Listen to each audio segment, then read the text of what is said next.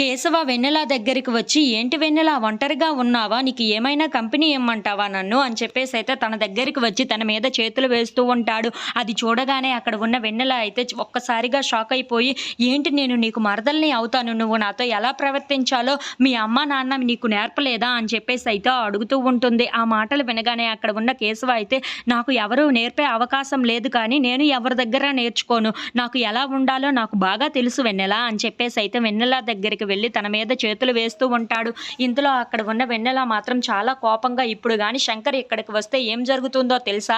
ముందు నిన్ను కొట్టాడు కదా గుర్తుందా? అలాగనే మళ్ళీ నీకు కొట్టడానికి రెడీగా ఉంటాడు" అని చెప్పేసైతే అంటూ ఉంటుంది. ఆ మాటలు వినగానే అక్కడ ఉన్న శంకర్ మాత్రం, "వాడు ఇప్పుడు అప్పుడే రాడులే, ఎందుకంటే పొలానికి వెళ్ళిపోయాడు కదా, ఇంత వేరంగా రాడు, ఈలోపు నా పనేదో నేను చూసేసుకుంటాను" అని చెప్పేసైతే అంటూ ఉంటాడు. ఆ మాటలు వినగానే అక్కడ ఉన్న వెన్నెల అయితే ఒక్కసారిగా షాక్ అయిపోయి, "ఏంటి ఈ నాగమ్మ ఇప్పుడు శంకర్‌ని పొలానికి పంపించిందా?" అని చెప్పేసైతే అనుకుంటూ అక్కడ ఉన్న కేశవ వైపు చూస్తూ ఉండిపోతుంది. ఇంతలో అక్కడ ఉన్న వెన్నెల మాత్రం, "అయినా నువ్వు ఎందుకు ఇక్కడికి వచ్చావు? మర్యాదగా బయటికి పో" అని చెప్పేసైతే అంటూ ఉంటుంది. ఇంతలో అక్కడ ఉన్న కేశవ మాత్రం, "లేదు లేదు, నేను అంత ఈజీగా ఎలా వెళ్ళిపోతాను చెప్పు? నా పనేదో నేను చూసుకొనే వెళ్తాను. అయినా నీకు ఈరోజు శంకర్‌తో రెండో రాత్రి అంట కదా, ఆ రాత్రి జరిగేటట్లుగా లేదులే, నాదేదో నేనే చేసుకుంటాను" అని చెప్పేసైతే అంటూ ఉంటాడు. ఆ మాటలు వినగానే అక్కడ ఉన్న వెన్నెలకైతే చాలా కోపం వచ్చేస్తూ ఉంటుంది. ఇంతలో అక్కడ ఉన్న కేశవ మాత్రం వెన్నెల మీదకి అలా పైకి వెళ్తూ ఉంటాడు. అది చూసి అక్కడ ఉన్న వెన్నెలకైతే చాలా చిరాకు, కోపం అయితే వచ్చేస్తూ ఉంటుంది.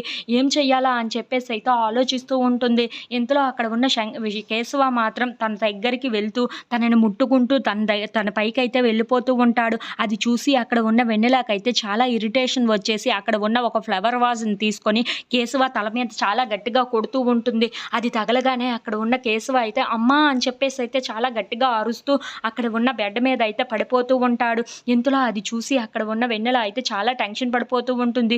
"ఏంటి నేను ఇలా చేసేసాను" అని చెప్పేసైతే అనుకుంటూ ఒక్కసారిగా షాక్ అయిపోతూ ఉంటుంది. ఇంతలో కేశవ తన బెడ్ మీద పడిపోయి స్పృహ కోల్పోయి పడిపోతూ ఉంటాడు. అది చూసి అక్కడ ఉన్న వెన్నెల అయితే ఒక్కసారిగా షాక్ అయిపోయి, ఎవరు చూడకముందే నేను ఇక్కడి నుండి వెళ్ళిపోవాలి అని చెప్పేసైతే అనుకుంటూ అక్కడ ఉన్న కేశవను అలా వదిలేసి తన డోర్ అయితే ఏసేసుకొని బయటికి వెళ్ళిపోతూ ఉంటుంది. If you like this video, please like, share and subscribe friends.